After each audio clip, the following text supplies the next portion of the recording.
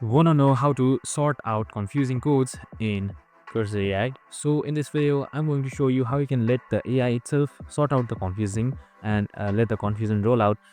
So let's get straight to it. Now, first things first, what you need to do is you need to just open up Cursor AI on your laptop. So we have also created a video on how to download, install, and sign into Cursor AI. So make sure to watch all of that. So once I've done that, I am on a simple C# code right here. It's a 12.11 line code, as you can see. So now in order to see the code or just simply clear out the confusion of the code, you have two options. So you can just simply select all edit, select Ctrl K, and then edit the select code modified by saying clear out the confusion. Or the better one that I recommend is the simple select Ctrl plus N on your keyboard.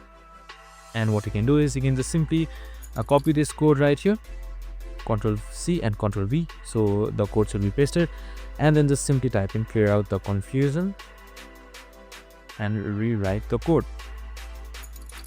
And once that is done, it should rewrite the code, as you can see right here, and after a while it should be rewritten and it should be good to go. And that's it. I hope this video helped. If it did, make sure to like, subscribe, and tune in with us for more of these videos. Have a good day and see you in the next one.